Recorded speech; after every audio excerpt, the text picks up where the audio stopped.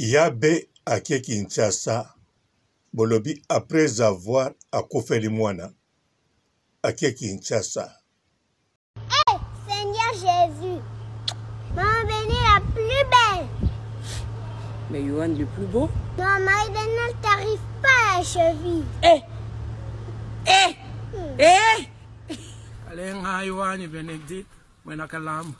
Ukashi mwimpo wako etu wakutemba mwantu. Mufika kadi mankenen, mutoka kadi mvwadi.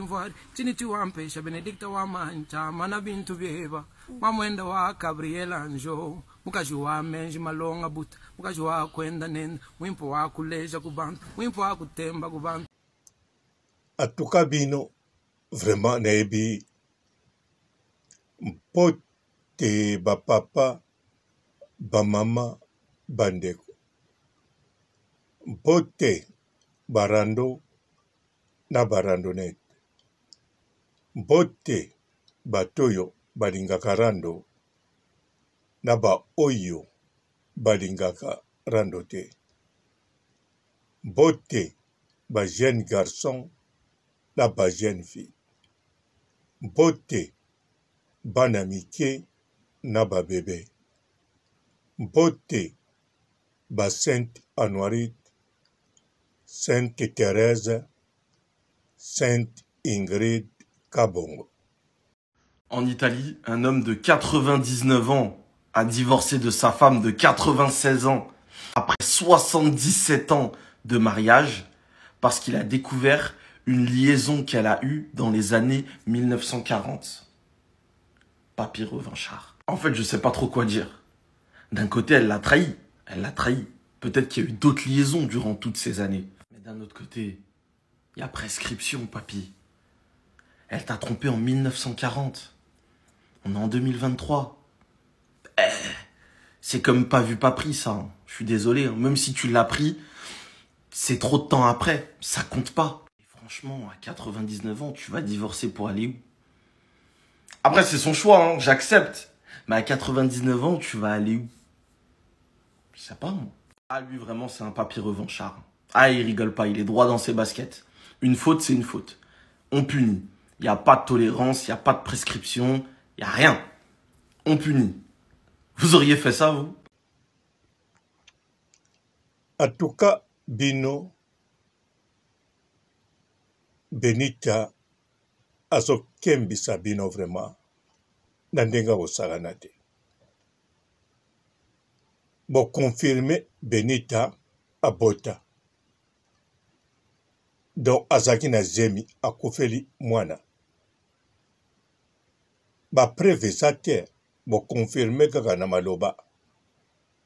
Bo confirmer pe kaka na ba mise en scène o yabe asali n'internet. Bo confirmer na ba témoignage ya ba mise en scène. Tout wana ekoti na butu na bino bolobi peke ya Benita azaki na mokumba akufeli pe mwana na libumu. Donc, bo confirmango. Benita gagné bino. Po Benita eloko ya liboso alingaki yango wana. Bon, na makambo etali mwana. Po eloko yo Mervina betaye. Benita abotaka te. Benita soka zwi mokumba makambo kaka Melvin aloba. Ekota penza bien internet. Alors, yabe alukaki alongolango. Pona kolongolango liposo. Face à la makasi a changé Melvin langage. Pour ce qui Melvin a changé langage, bino tubokwe, yangwa salaki. Mais bandeko, ce qui Melvin yabe. Azwaki mokumba. Alors, vraiment, bon, c'est la terre, bon, yoka na ba mise en scène, rien. Ce qui moi n'a pas confié na libomo. En plus de 9 mois. Donc, 7e mois, 8e mois alimona eko kufa na ye ntango babotama na 9e mois ambo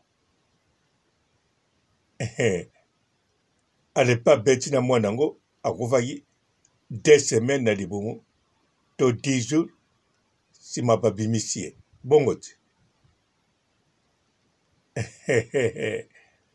atuka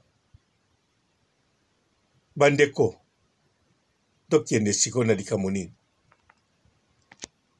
ya mobali oyo aza na ye mobali oyo aza na ye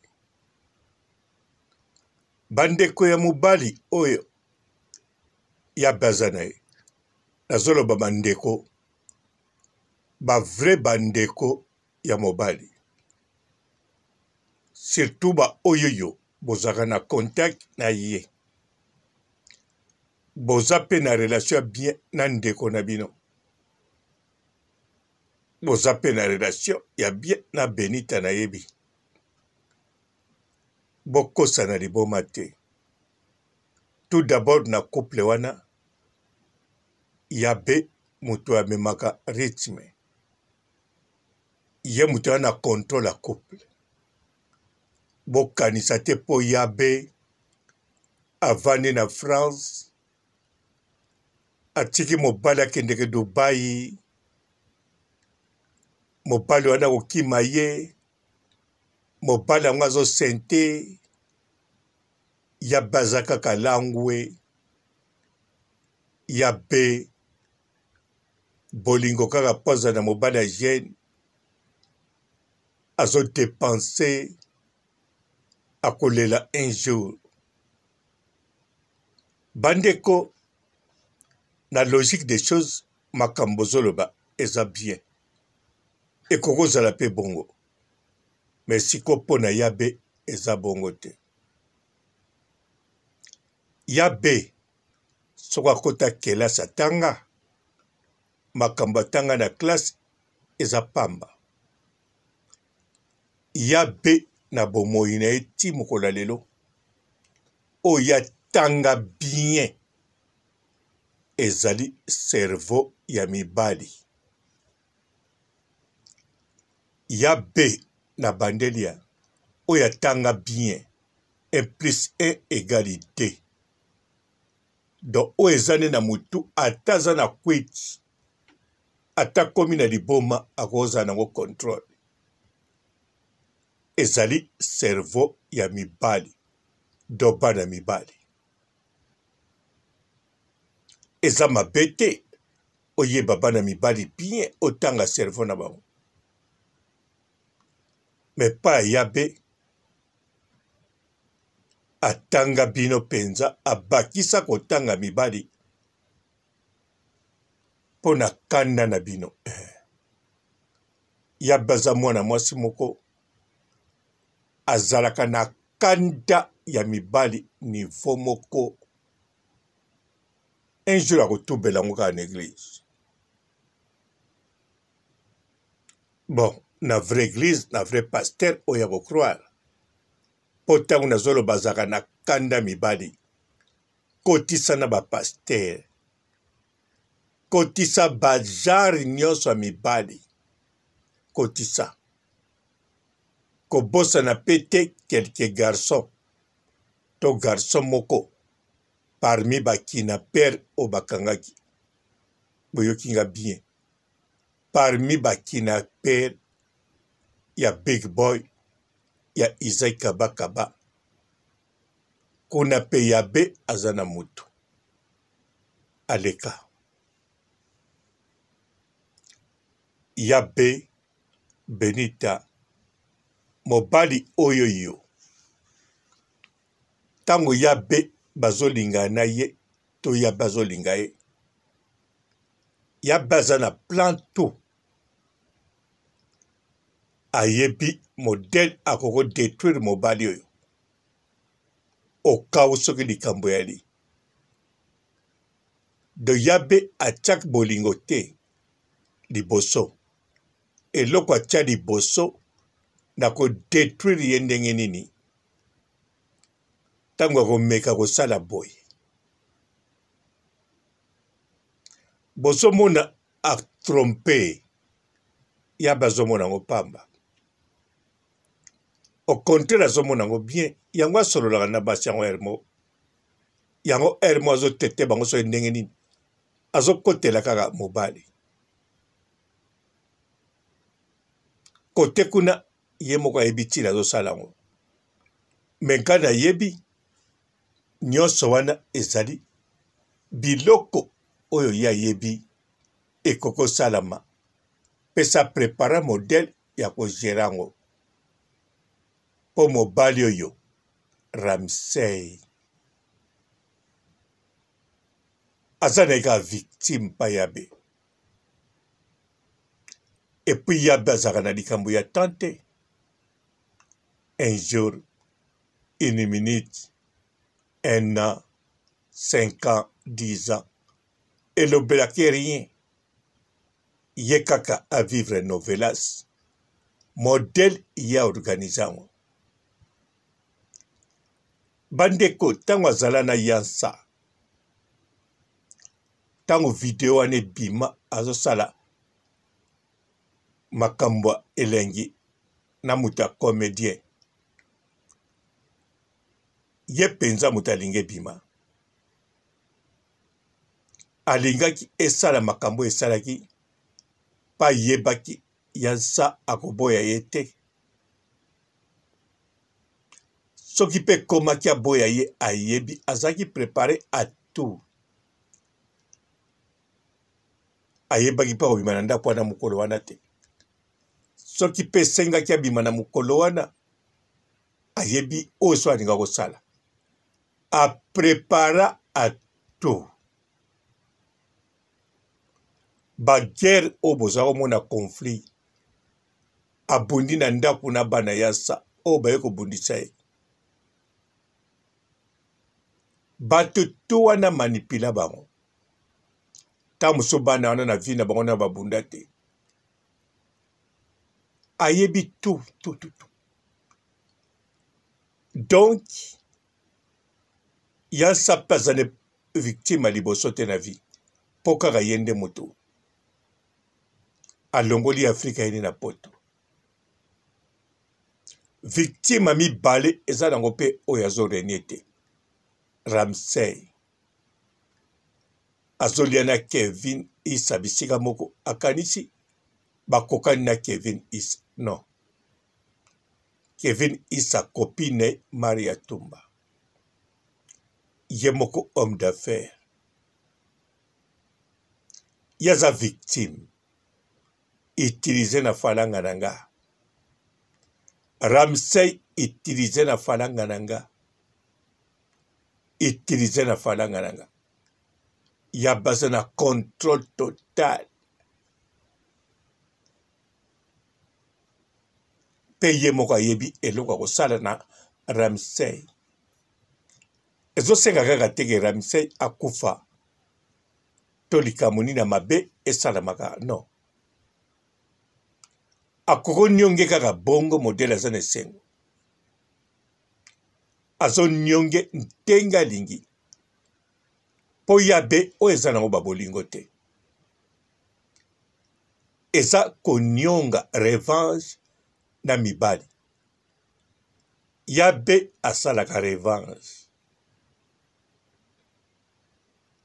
nakanisa meme sakoma na elele soki akoma lele te akoma na ye banda kala koprefere asalaka ye moko na bakokombre na Afrique na masango akaresaka ye moko donc bilenge ezanga lipasa ye moko ye na ye ayoki elenge esili mibali kozwa kaka boye eza mpona konyokola bango me bino bozomona yango te azotortire nde bango ava yasa atortira 3 ans ya relation na Congo. Wana zako tortire nanu ba obaki na Congo. Anteta zo servir. Bisika zako servir.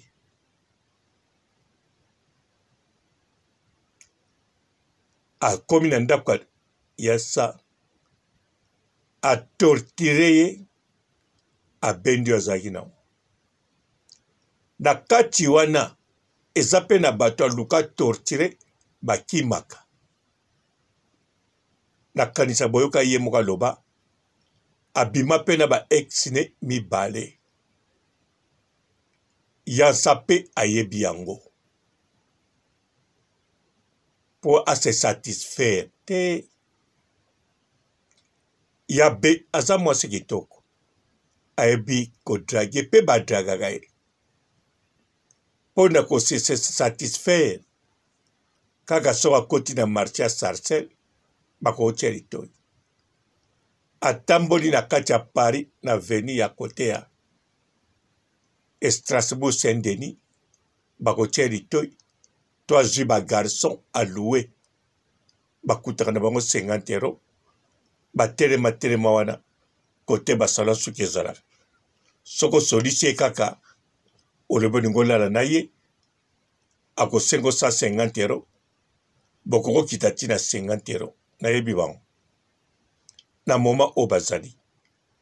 Pe na pesi bango courage. Ba continue musala na bango. Alors. Ba ex wana. Alingaka beta bango eloko moko. Mende ebeta magate. Baza batu moko bango pe. Baza na technique na bango na yebite me. Baza nango. Mais ya baza kaka. Akuta na ngane peta musuna bango sikoi. Denga zaka na Ramsey. So akomi na posa bete loko. To so akutanite abangi. Novelas na ekota mobulu na réseaux sociaux. Posi kwa koma komema novelas en live na réseaux sociaux. Destruction ya mibali na épisode. Les autres vivre épisode ya Ramsey, Boga, Gel. Y avait toujours Madame Apoto. Il y avait toujours la victime. Femme victime. F victime. Mais des victimes, ezali mwana mobali oyo. Eloko ya be akobeta ye eyebanite. Mais de chaque fois alalaka lamukaka fois yebaka ke ya be azo saka na ye. Ya be azana plan pa na ye. Plan wezakaka plan macabre. Macabreli show. Ramsey utilisé na falanka nanga. Ramsey utilisé na falanka nanga. Ramsey utilisé na falanka nanga. Bonjour fidèles internautes de www.elengiakomba TV. Bonjour, bonsoir, balandignon so ya Elengiakomba. Congolaise TV. Belé partout dans le monde, partout où vous êtes, partout où vous êtes, Elengiakomba TV vraiment. Bonjour, bonsoir, on a abonné Bafania sur Elengiakomba Congolais TV. Bonjour à mon boss, on a appelé ça vraiment un pandi. Bonjour à mon boss, JP Kiama. Je salue mon boss Balobi, boss de boss Babi, JP Kiama. Bonjour, la Elengiakomba Congolais TV vraiment. Ramon Lazana, chaîne de ça qui topo, il y a pas de JP Kiama, et boss de boss, il y a rien danger. Donc on va s'entendre au Lazaki. Il y a boss na biso JP Kiama. Nzambe na ngai. Ba boss bazali ba boss bazali. JP Kiama, le boss des boss. Napesi d'abord bonjour, tu peux mbote belé na mon boss JP Kiama. On a na ngisa ote. Donc on a ko le katisa na pesa mon boss JP Kiama, boss des boss. Bonjour fidèles internautes de www.elengiakomba TV. Bonjour, bonsoir, Balandignon, ya Elengia Komba, Congolaise TV. Bon, belé, partout dans le monde, partout où vous êtes, partout où vous êtes, Elengia Komba TV, vraiment. Bonjour, bonsoir, na abonné bafa nyonso ya Elengia Komba Congolais TV. Bonjour à mon boss, on a appelé ça vraiment un pandi. Bonjour à mon boss, JP Kiama. Je salue mon boss Balobi, boss de boss Babi, JP Kiama. Bonjour, na Elengia Komba Congolais TV, vraiment. Maman Lazana, chaîne de ça qui topo, il y a boss de JP Kiama, et boss de boss, il y a ni à danger. Donc, ça me donne la zaki. Ya boss na biso JP Kiama nzambe na ngai ba boss bazali ba boss bazali JP Kiama le boss des boss. Napesi d'abord bonjour te ba mbote belé na mo boss JP Kiama wana na kozangisa ote donc na ko lekate sana napesa mo boss JP Kiama boss des boss. Bon, belé, partout dans le monde, partout où vous êtes, partout où vous êtes, Elengia Komba TV, vraiment. Bonjour, bonsoir, na abonné bafa nyonso ya Elengia Komba Congolais TV. Bonjour à mon boss, on a appelé ça vraiment un pandi. Bonjour à mon boss, JP Kiama. Je salue mon boss Balobi, boss de boss Babi, JP Kiama.